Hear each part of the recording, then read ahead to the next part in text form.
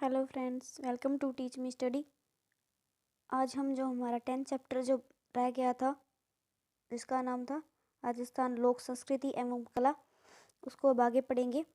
हमारा नेक्स्ट है प्रमुख लोक देवता एवं संत, समाज सुधार कार्य, मानव सेवा, वन संरक्षक, पशुधन की रक्षा, गुरु भक्ति, वचन पालन जैसे मूल्यों के लिए जीवन देने वाले अनेक महापुरुष राजस्थान में लोक देवता या लोक संत के रूप में पूजनीय हैं। सामाजिक एवं धार्मिक कारणों से राजस्थान में लोक देवताओं का उदय हुआ। ये लोक देवता सांप्रदायिक सद्भाव के परिणत थे। राजस्थान के जो प्रमुख लोक देवता हैं तेजा जी, गोगा जी, रामदेव जी, हड़बू जी आदि को गिना जाता है। और जो लोक संत है, लोक संत के अंतर्गत मीराबाई, दादू दयाल जी, धन्ना जी, इन सभी को गिना जाता है। तो आइए हम इनके बारे में अब कुछ पढ़ते हैं। फर्स्ट है हमारा गोगा जी। राजस्थान में 5 पीरों में प्रमुख है रामदेव जी, बाबू जी, मेहा जी, हड़बू जी और गोगा जी। सबसे पहला क्वेश्चन तो यहाँ से यही पुट होता है कि 5 पीरों में कौन कौन शामिल है। यहाँ पे कई बार जो ऑप्शन दिया जाता है उसमें दिया जाता है तेजा जी, जिसमें बच्चे कंफ्यूज हो जाते हैं, जिससे गलत भी हो सकता है उनका। ठीक है, आपको कंफ्यूज नहीं होना है, आपको याद रखना है कि 5 पीरों में कौन कौन से आते हैं। गोगा जी चौहान शासक और गोरखनाथ से प्रभावित थे। भाद्रपद की कृष्ण नवमी को गोगा नवमी के रूप में मनाया जाता है। इस दिन गोगा जी की पूजा अर्चना की जाती है। गोगा मेड़ी है वह नौहर तहसील में है। हनुमानगढ़ में महीने भर तक चलने वाला मेला लगता है। तेजा जी ने गोधन की रक्षा के लिए अपने प्राणों की बाजी लगा दी थी। भाद्रपद की शुक्ल की 10वीं को प्रबत्सर जो कि नागौर में है में तेजा जी की स्मृति में विशाल पशु मेला आयोजित होता है। तेजा जी की गाथा और गीत बहुत ही प्रसिद्ध हैं। अब है पाब्बू जी। पाब्बू जी किससे राठौड़ वंश के शासक थे और इसे ऊंटों के देवता के रूप में जाना जाता है। ये क्वेश्चन भी इम्पोर्टेंट है, पूछा भी गया है कई बार। पाब्बू मंड उनका मुख्य स्थान है। फड़ चित्रण में पाब्बू जी का चित्रण दिखाया जाता है। फड़ चित्रांकन पाब्बू जी की बहुत अधिक प्रसिद्ध है। रामदेव जी। रामदेव जी लोक देवताओं में सबसे प्रमुख एवं अवतारी पुरुष थे। वे सांप्रदायिक सौहार्द कैसे, क्योंकि इनका जो मंदिर है उसमें हिंदू और मुस्लिम सभी प्रकार के लोग आते हैं और जो मुस्लिम लोग हैं वो इन्हें रामसा पीर कहते हैं। रामदेव जी लोक देवताओं में सबसे प्रमुख अवतारी पुरुष थे। वे सांप्रदायिक सौहार्द के प्रेरक थे। मुस्लिम समाज भी उनको रामसा पीर के रूप में मनाते हैं। रामदेवरा जो कि रुणिच्चा का ही नाम रखा गया था रामदेव जी के नाम पे, वहाँ पे, और ये कहाँ पे है, जैसलमेर में है, पोखरण के पास है। रामदेवरा में भाद्रपद माह में विशाल मेला आयोजित होता है। इन सब के अतिरिक्त मल्लीनाथ जी का मेला लगता है तिलवाड़ा में। देवनारायण जी, हड़बूजी सांखला का बैंकठी गांव है। वह मीराबाई। मीराबाई का जन्म मेड़तिया राठौड़ वंश में कुड़की गांव मेड़ता में हुआ। इनका जन्म हुआ था मेवाड़ में। भक्तिमती मीराबाई का विवाह मेवाड़ के सिसोदिया वंश के महाराणा कुमार भोजराज के साथ में हुआ था। बचपन से ही कृष्ण भक्ति में मीरा का मन रम गया था। मीराबाई के विवाह के कुछ समय पश्चात उन्हें वैधव्य का दुख झेलना पड़ा था। उनका विवाह हुआ था भोजराज के साथ जो कि राणा सांगा के पुत्र थे। वे संसार से विरक्त हो गई और अपना पूरा ध्यान कृष्ण भक्ति पर ध्यान केंद्रित कर लिया। और सरल व सहज भक्ति मीरा की विशेषता रही और उनके पदों में भी यह झलकती है। दादू दयाल, इनका नारायणा जयपुर में स्थान है। दादू दयाल के जन्म स्थान को लेकर विद्वानों में एक राय नहीं है। और 1585 ईस्वी में फतेहपुर सिकरी में इन्होंने अकबर से भेंट की। फिर राजस्थान में आकर भक्ति का प्रसार करते रहे। ये लाइन इंपॉर्टेंट है कि इन्होंने अकबर से भेंट कब की थी और कहाँ पर की थी। 1603 ईस्वी में आमेर के पास नारायणा गांव में इन्होंने अपना देह त्याग दिया था, इसलिए यहाँ पे दादू संप्रदाय की स्थापना की गई है।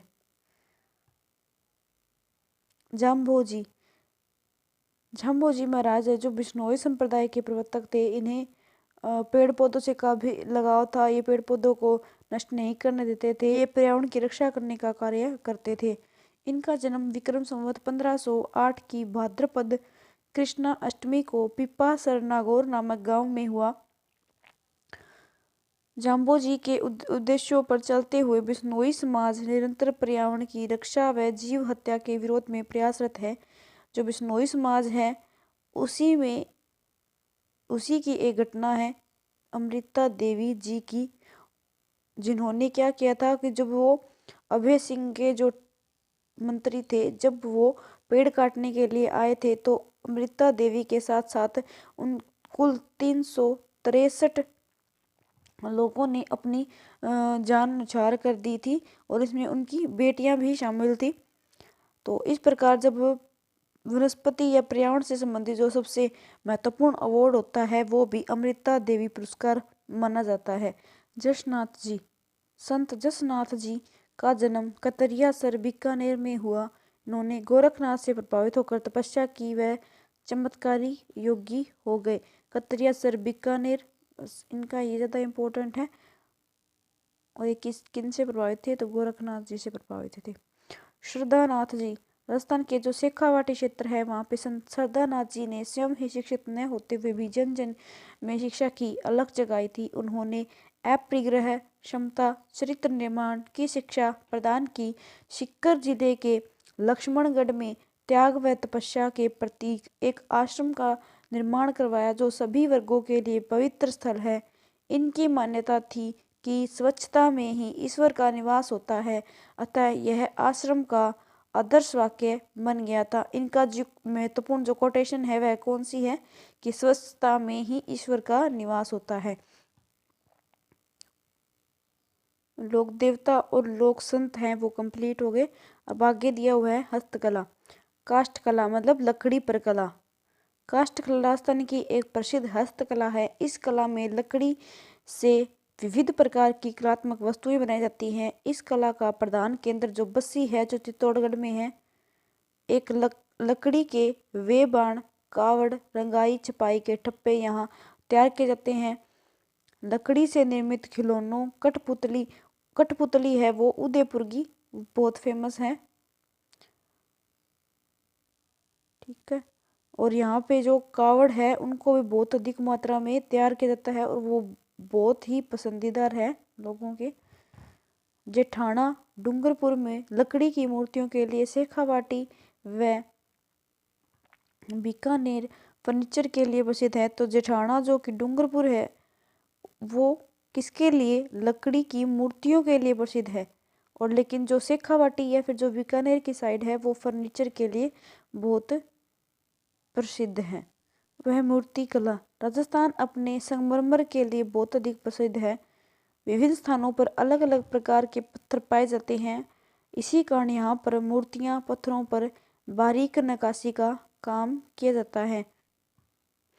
टेराकोटा, मिट्टी से मूर्तियाँ तथा विभिन्न सजावटी उपयोगी वस्तुएं तैयार कर पकाना टेराकोटा के नाम से जाना जाता है। नाथद्वारा के समीप मोलेला जो कि राजसमंद में है वह टेराकोटा के लिए बहुत अधिक प्रसिद्ध है। अलवर व बाड़मेर में भी टेराकोटा की वस्तुएं निर्मित की जाती है। ब्लू पोट्री, चीनी मिट्टी पर ब्लू पोट्री होती क्या है, जो चीनी मिट्टी के सफेद बर्तन होते हैं उनमें ब्लू कलर की रंगाई की जाती है, बीच में नीले रंग भर दिए जाते हैं, उसको ही ब्लू पोट्री कहा जाता है। सफेद बर्तनों पर किए गए नीले रंग के अंकन को ब्लू पोट्री के नाम से जाना जाता है। इनके अतिरिक्त ब्लैक पोट्री और सुनहरी पोट्री भी प्रसिद्ध हैं। इसके द्वारा डिजाइनर कप, प्लेट, अन्य बर्तन, खिलौने व सजावटी सामान जैसे फूलदान आदि बनाए जाते हैं। अब है लाख का काम। लाख का काम है वह जयपुर का बहुत अधिक प्रसिद्ध है। जयपुर की चूड़ियाँ भी बहुत प्रसिद्ध है। लाख के काम में चपड़ी को पिघलाकर उसमें चाक या मिट्टी, बिरोजा आदि मिलाकर गूंथा जाता है। उसी के विभिन्न चीजें तैयार की जाती है। सजावट के लिए कांच व मोती लगाए जाते हैं। जयपुर, जोधपुर इनके आभूषणों के लिए प्रसिद्ध है।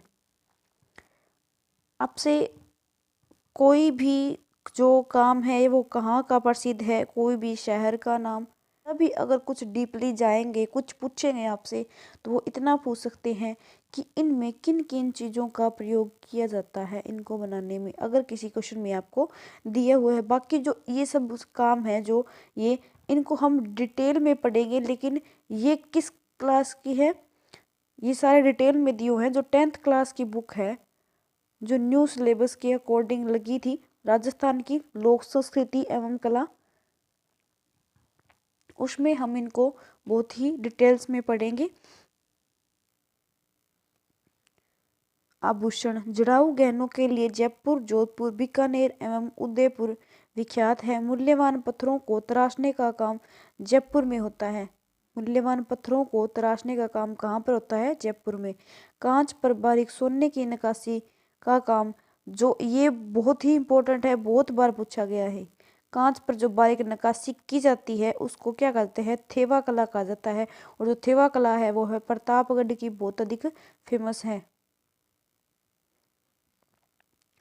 नक्काशी का काम थेवा कला कहलाता है और इसके लिए प्रतापगढ़ प्रसिद्ध है। प्रतापगढ़ की जनजातियों में पीतल व चांदी के आभूषण के लिए विख्यात है।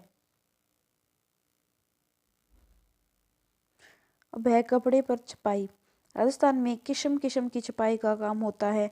बगरू, सांगानेर, अकोला, बाड़मेर, काला डेरा, पाली, बस्सी इन कामों के लिए विशेष प्रसिद्ध है। गोबर, तिल्ली का तेल, बकरी की मेंगनी, सोडे के मिश्रण से एक घोल बनाया जाता है। इसमें कपड़े को पूरी रात भिगोने के बाद सुखाया जाता है। सूखने के बाद फिर उससे हरड़ के घोल में डुबाया जाता है। फिर लकड़ी के छप्पों यानी ब्लॉक्स कुछ ऐसे होते हैं, जैसे कि मान लो ये, चाहे आप ये मान लो, चाहे इस प्रकार की, जैसे कोई लकड़ी होगी, ये दोनों या तो वो आगे से चौकोर होगी या फिर ऐसे गोलाकार होगी। उस पर कुछ प्रिंटिंग होती है, ऐसे छापे से होते हैं ऐसे, उनमें इसमें जैसे छापे लगा दो आप, चिड़िया का हो गया, कुछ कैसे भी लगा दो, ये छापे हो गए। तो ये क्या करते थे, इन छापों को उस गोल में एक बार डुबा देते थे, फिर उस गोल को ही कपड़े के ऊपर दबा के लगा देते, जैसे उनके ऊपर एक प्रिंट बन जाता था। फिर लकड़ी के छापों ब्लॉक्स से उन पर छपाई की जाती है। छपाई के लिए पहले सीमित और प्राकृतिक रंगों का उपयोग होता था, अब सिंथेटिक और अप्राकृतिक रंगों का प्रयोग होता है। पहले तो जैसे कि सिंदूर का भी प्रयोग कर लेते थे। कशीदाकारी एवं गोटाकारी। राजस्थान के अनेक स्थानों पर कपड़ों पर कशीदाकारी भी की जाती है। कसीदों में मुख्यतः पशुओं के चित्र उगाए जाते हैं। कई जगहों पर कपड़ों को तरह तरह से काटकर कपड़ों पर सील दिया जाता है, जिसे पेचवर्क कहते हैं। ये काफ़ी इंपॉर्टेंट है। गोटे, किनारी, आरी, तारी का काम भी राजस्थान की महत्वपूर्ण विशेषता है। इस प्रकार हमने जाना कि देश की राष्ट्रीय संस्कृति का अंग होते हुए भी राजस्थान की संस्कृति की अपनी कुछ विशेषताएं हैं। यहाँ के पारंपरिक पर्व, त्योहार, मेले, रीति रिवाज आदि आकर्षक एवं मनमोहक है। इसलिए राजस्थान को रंगीला राजस्थान कहा जाता है। चूहों के कारण किस मंदिर को जाना जाता है? तो इसको जाना जाता है करणी माता का मंदिर, जो कि देशनोक में है। देशनोक कहाँ पे है? बीकानेर में है। ऊंटों के देवता के रूप में किसे पूजा जाता है? ऊंटों के देवता पाबू जी को, क्योंकि ऐसा माना जाता है कि राजस्थान में सबसे पहले ऊंट लाने की परंपरा की शुरुआत है वो पाबू जी के द्वारा ही की गई थी। और साथ में ऐसा भी माना जाता है कि जब ऊंट कोई बीमार हो जाता है तो उसके लिए या तो फड़का पड़ा जाता है या फिर क्या किया जाता है कि जो पाबू जी हैं उनकी पूजा अर्चना की जाती है। अब हमारा नेक्स्ट क्वेश्चन है सेकंड। चीनी मिट्टी के सफ़ेद बर्तनों पर खालिस्तान रंग के अंकन से ब्लू पोट्री, तो ब्लू कलर से करेंगे तभी तो इसको ब्लू पोट्री कहेंगे। तेजा जी ने खालिस्तान के लिए अपने प्राणों की बाजी लगा दी थी, तो तेजा जी ने गोधन अब आप ये मत सोचना कि गोधन क्या है, मतलब गायों की रक्षा के लिए इन्होंने अपने प्राणों की आहुति दे दी थी। गणगौर के अवसर पर किसकी पूजा होती है? तो गण यानी शिव, गौर यानी पार्वती, तो किसकी पूजा होती है? शिव पार्वती की। पश्चिमी राजस्थान की कितनी बोलियां हैं? 4 हैं। वह कौन कौन सी हैं? मेवाड़ी, मारवाड़ी, वागड़ी, शेखावाटी, जो कि सीकर, चूरू, झुंझुनू के आसपास बच जाती है, वो शेखावाटी है। फ्रेंड्स, इस प्रकार हमारा ये चैप्टर कंप्लीट हो गया और हमारी ये बुक भी कंप्लीट हो गई। अब हम नेक्स्ट बुक ही पढ़ेंगे जो 6th क्लास की ही है, और वो है ज्योग्राफी की बुक। आप मेरे को ये बताओगे कि लोक देवताओं में से ऐसे कौन से लोक देवता हैं जो कि एक लेखक भी हैं? आप इस क्वेश्चन का आंसर मेरे को कमेंट बॉक्स में दोगे। ठीक है? ठीक है फ्रेंड्स, अगर वीडियो अच्छी लगी हो तो लाइक कर दीजिएगा और शेयर भी कर दीजिएगा और चैनल को सब्सक्राइब कर दीजिएगा। तो मिलते हैं नेक्स्ट वीडियो में।